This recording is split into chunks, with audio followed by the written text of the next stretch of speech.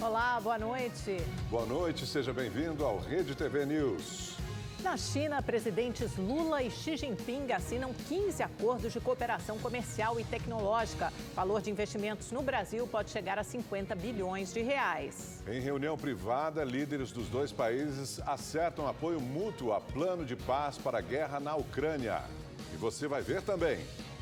O governo federal inclui mais de 110 mil famílias e quase 9 milhões de crianças no programa Bolsa Família. Teve seu carro roubado ou furtado? 20 milhões de reais serão devolvidos a quem pagou de forma total ou parcial o IPVA. Um incêndio em um abrigo infantil deixou 3 crianças e uma cuidadora mortas no Recife. Outros 13 menores estão internados em hospitais da região metropolitana. O dia foi de muita comoção na rua onde fica o lar Paulo de Tarso, zona sul do Recife. Segundo vizinhos, o fogo teria começado por volta das 2 da manhã, na sala do abrigo. Arthur conta que acordou com os gritos de desespero das crianças. Ele e outros vizinhos tiveram que serrar a grade da janela de um dos quartos da casa. A primeira visão que eu tive foi dessa criança que ela estava nesse quarto aqui da frente, onde tem uma janela gradeada, ela pedindo socorro. Drauzio arrombou a porta dos fundos e conseguiu resgatar um menino. Tinha muita grade, o fogo já estava totalmente dominado dentro da casa. Nisso tinha uma criança pedindo tio.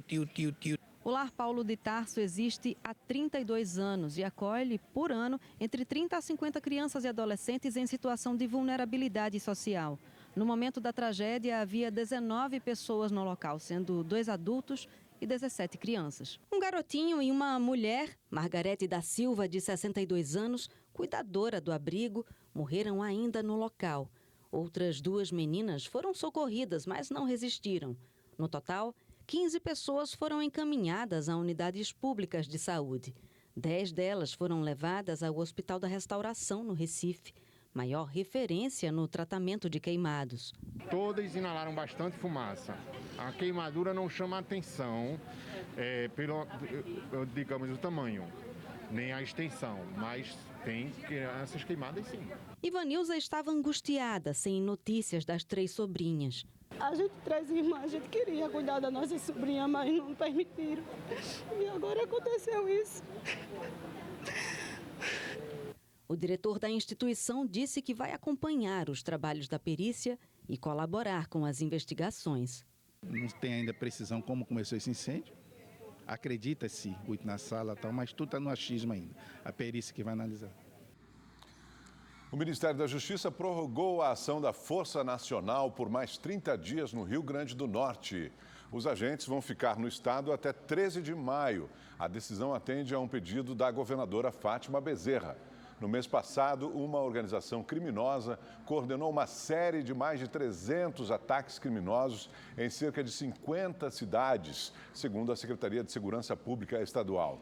A transferência de chefes da facção para presídios de outros estados foi uma das motivações dos atentados. A polícia prendeu um estudante que fazia ameaças de ataques a escolas em São Paulo. A repórter Estela Freitas tem os detalhes ao vivo. Boa noite, Estela. É uma história pavorosa, né? Ontem foram 2 presos no Rio de Janeiro, hoje um preso em São Paulo, espalhando esses boatos na internet. Oi, Amanda, uma boa noite a você, boa noite a todos. Exatamente, né? Porque essas fake news têm que ser interrompidas. Segundo a polícia, esse que foi preso agora, ele era um dos principais mentores desses boatos que tomaram conta das redes sociais e de grupos em aplicativos de mensagens nos últimos dias. Inclusive, algumas escolas e faculdades aqui de São Paulo suspenderam as aulas por conta disso. De acordo com as investigações, esse estudante espalhava ameaças e fazia apologia ao nazismo. Nas conversas obtidas pelos investigadores, ele idolatrava Adolf Hitler. Segundo a Secretaria da Segurança Pública, ele tem 18 anos e estuda numa escola estadual da Zona Norte de São Paulo. No dia 10 de abril, ele foi às aulas usando uma máscara de caveira para assustar os colegas. A mãe dele foi chamada e disse que não sabia desse comportamento do filho. Ele foi autuado em flagrante pelo crime de racismo e também por apologia ao nazismo. Em audiência de custódia, ele teve a prisão convertida em preventiva. Augusto, Amanda. Obrigado, Estela. O Rede TV News volta em 30 segundos. 2 policiais foram afastados após serem flagrados agredindo pessoas durante uma abordagem na zona sul de São Paulo. O caso aconteceu no dia 26 de março, mas as imagens só foram divulgadas nesta semana. Um dos PMs desce da viatura e começa a agredir um homem que estava na calçada. Um outro policial também dá socos e pontapés. Pouco depois, um casal em uma moto está passando na rua. O policial pega um pedaço de madeira e acerta o motociclista. As agressões só param quando a mulher, que está na garupa, desce da moto e se coloca na frente dos policiais. Segundo a Secretaria de Segurança Pública, os 2 policiais envolvidos no caso foram identificados e afastados das ações nas ruas. A polícia do Rio de Janeiro apreendeu 4 fuzis na rodoviária no centro da cidade. As armas estavam numa mala de uma mulher de 22 anos que embarcou em Belo Horizonte e tinha como destino o Morro do Alemão, na zona norte do Rio. A suspeita foi presa e encaminhada para a delegacia. Ela irá responder por porte ilegal de arma de fogo. Kennedy Alencar avalia que a viagem à China é uma das ações mais importantes do 3º mandato de Lula, com efeitos externos e domésticos significativos. A viagem de Lula à China entrará para a história do 3º mandato do petista como uma das suas atividades mais relevantes nas políticas externa e doméstica.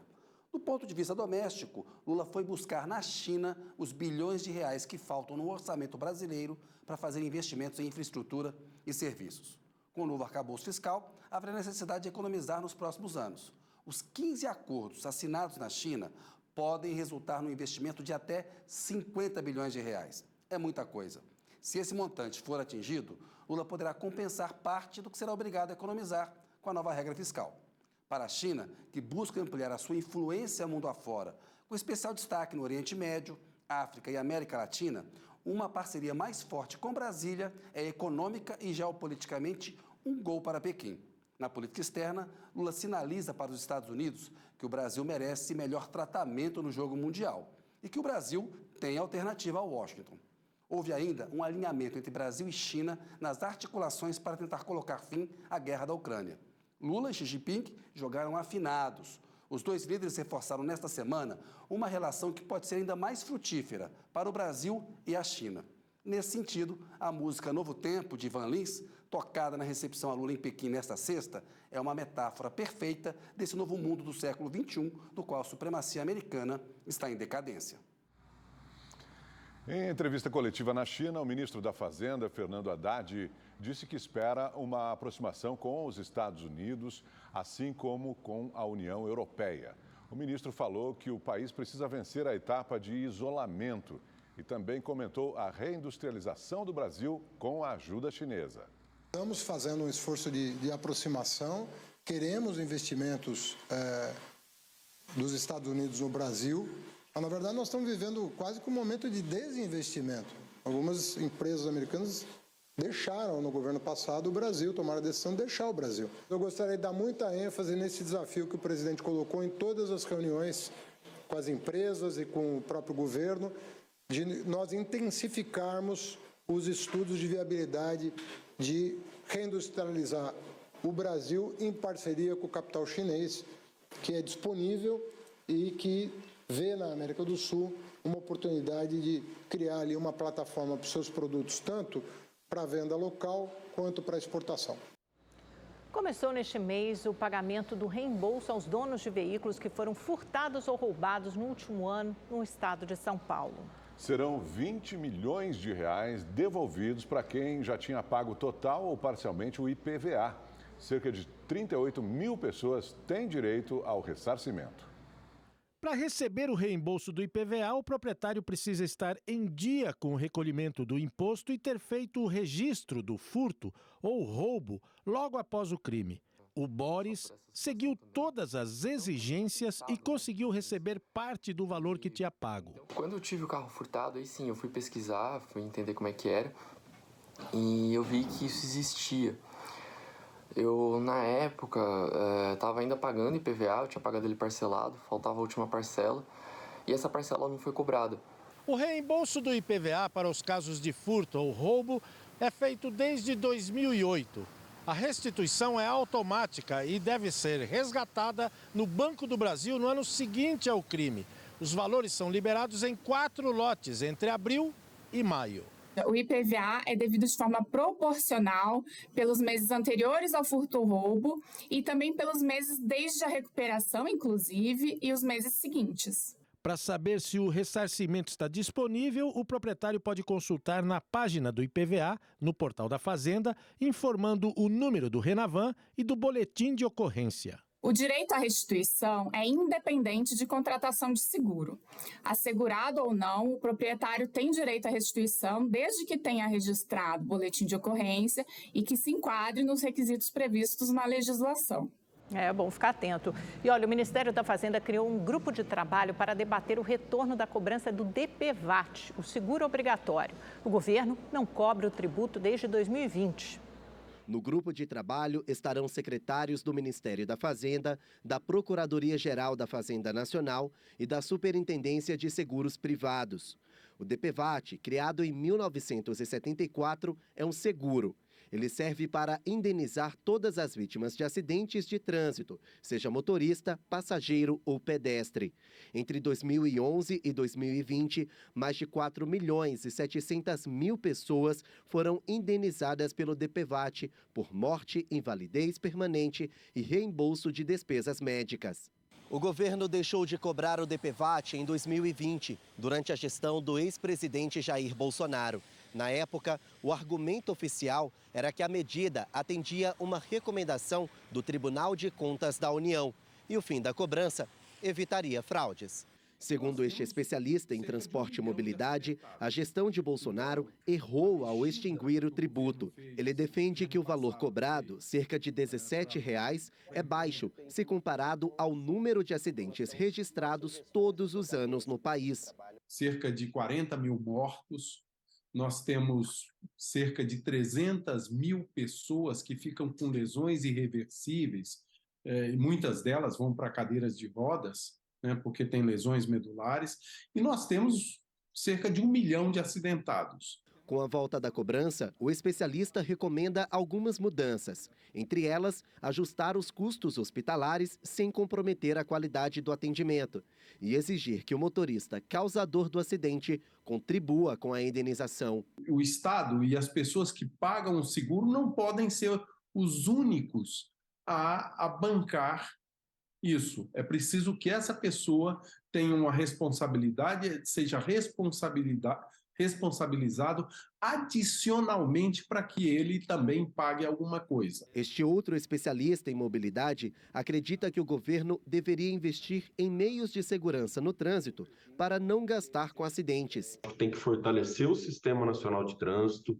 amparar os municípios, procurar estruturar um sistema para que essa rede completa de segurança seja fechada aí com uma parte de estímulo à educação, para discutir meios de segurança viária e não meios para indenização decorrente do sinistro.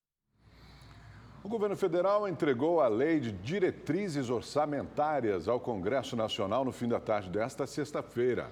A LDO estabelece as prioridades do governo federal para 2024. Vamos a Brasília falar com a repórter Maria Ferreira sobre esse assunto. Oi, Maria, boa noite para você. Qual é a previsão do valor do salário mínimo para o ano que vem?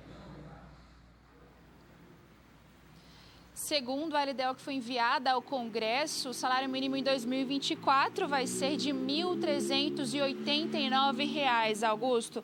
Boa noite para você, para a Amanda e para todos que nos acompanham. Esse valor tem como base a correção pela previsão do INPC de dezembro de 2023 e representa um aumento de 6,7% em relação ao piso atual, que é de R$ 1.302. Outro detalhe desse texto é que ele traz projeções sobre o impacto do arcabouço fiscal que ainda será entregue ao Congresso Nacional na semana que vem, quando o presidente Lula e o ministro da Fazenda, Fernando Haddad, voltarem da China. O governo espera zerar o rombo nas contas públicas em 2024 com a aprovação do novo arcabouço fiscal. Segundo a LDO, o governo espera que as despesas fiquem iguais às receitas, e isso sem levar em consideração os juros da dívida pública. Vale lembrar que o projeto da LDO foi elaborado com base nas regras que são estabelecidas pelo teto de gastos, que é a regra atual. A ministra do Planejamento e Orçamento, Simone Tebet, falou sobre esse assunto. Vamos ouvir agora ela. A LDO vai cumprir o que determina a Constituição e a Lei de Responsabilidade Fiscal. No mundo jurídico, o que nós temos como âncora fiscal, como arcabouço, como regra fiscal, é o teto de gastos, é o que existe. O novo arcabouço é a intenção do governo, um projeto, portanto, que ainda está no campo da política, que vai ser encaminhado na segunda ou na terça-feira para o Congresso Nacional. Então, a LDO vem, obviamente, seguindo o requerimento do teto de gastos. Nós vamos trazer parâmetros, indicadores, inclusive vamos estar falando não só do resultado primário total, mas também da questão das despesas com base no teto de gastos da regra existente hoje. O prazo legal para o envio do projeto da LDO ao Congresso é sempre no dia 15 de abril. Mas como a data nesse ano caiu num sábado, o governo federal preferiu adiantar essa entrega.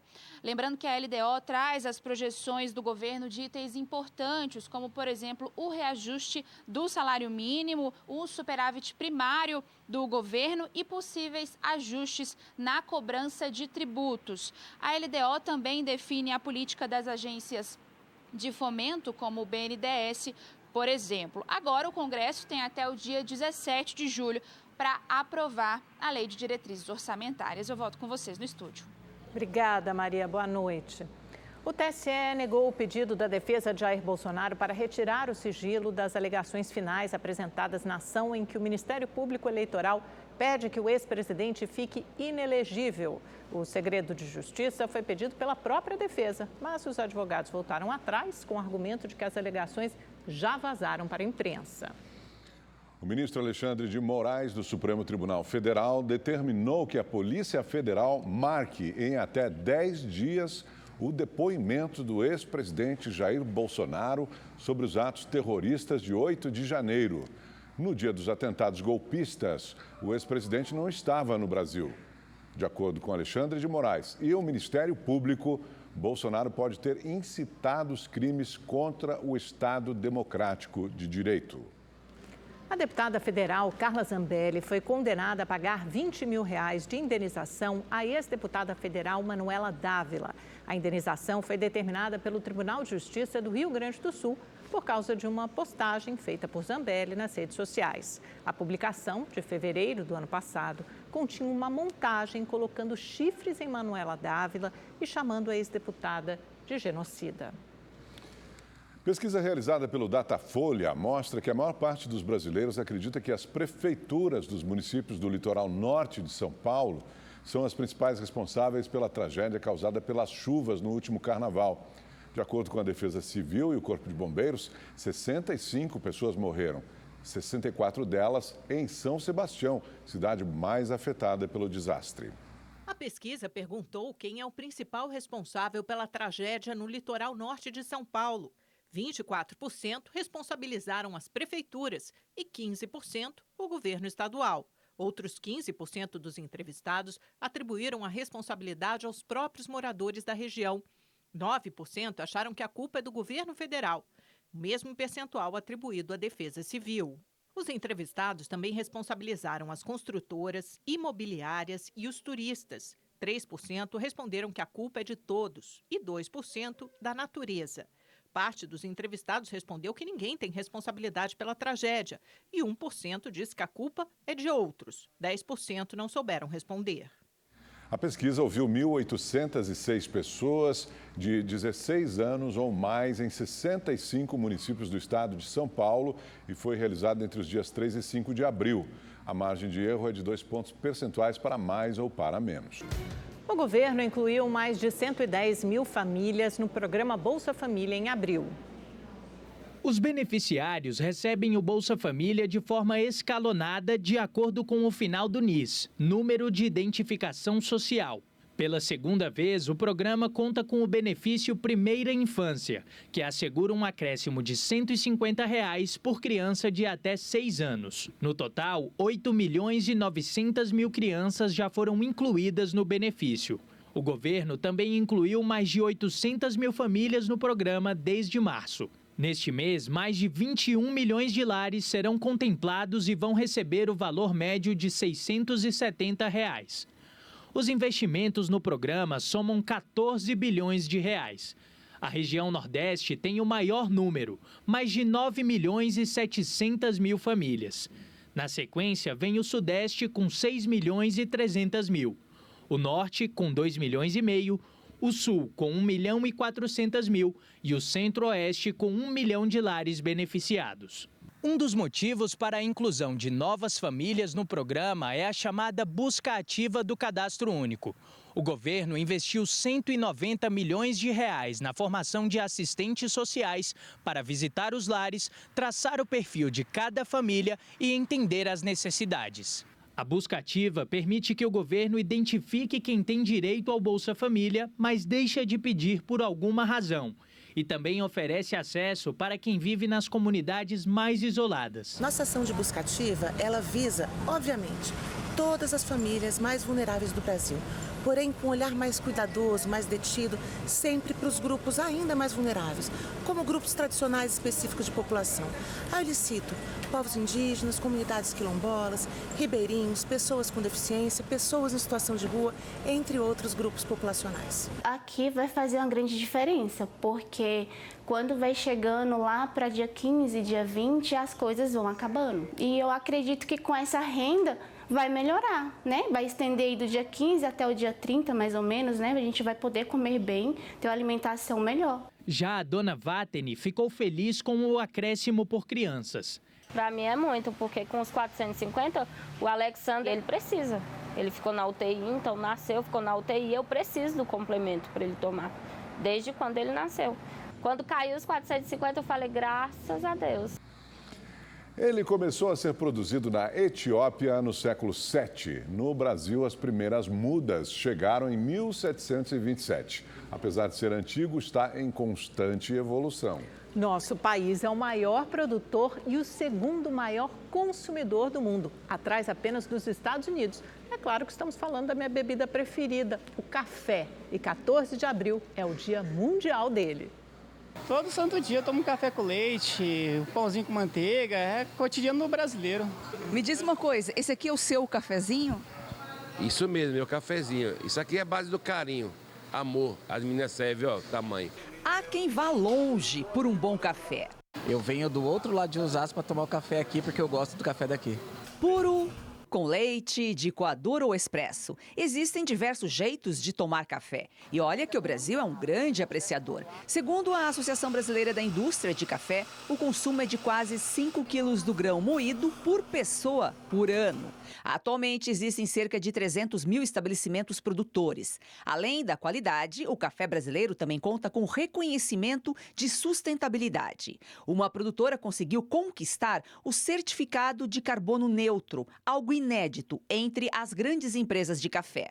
Aquela história de saber de onde vem cada xícara, de onde vem cada grão de café, a certificação nos permite isso, essa rastreabilidade, entender exatamente o que está por trás de cada xícara. Cuida da natureza, da qualidade para o produto e da qualidade para as pessoas que estão envolvidas naquela produção de café. E olha a natureza no meio da selva urbana. Em plena capital paulista, esse cafezal tem pelo menos 2.500 pés do grão. É um instituto biológico criado para resolver um problema de broca do café, um besouro que acabou com a produção na década de 30. O laboratório estuda variedades do café e também pragas e doenças relacionadas ao grão. Ele é uma produção, um cafezal orgânico, então a gente só tem intervenções com respeito com sustentabilidade, fazendo uma educação ambiental e dizendo que é possível a gente assim produzir, é possível vir conhecer uma plantação de café sem sair da cidade de São Paulo. Depois da água, é a bebida mais consumida do mundo. Segundo especialistas, em doses certas, ajuda a evitar a depressão e o mau humor. Sem contar que o café é um importante aliado para aumentar os níveis de concentração. Quem nunca recorreu a ele para dar uma despertada?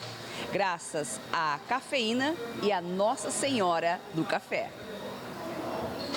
Sim, existe uma santa padroeira do grão. A invocação da Nossa Senhora do Café começou em Espírito Santo do Pinhal, no interior de São Paulo, com um artigo de uma professora sobre a fé dos cafeicultores. A história ganhou proporção e uma imagem. Em Machado, Minas Gerais, tem até uma capela com a santa. Bom saber que tem a Nossa Senhora. Sempre vou, tomar um cafezinho e lembrar dela agora. E uma última notícia, o Flamengo acabou de anunciar o argentino Jorge Sampaoli como novo técnico da equipe do Flamengo. Rede TV News fica por aqui, uma ótima noite para você. Boa noite, bom fim de semana.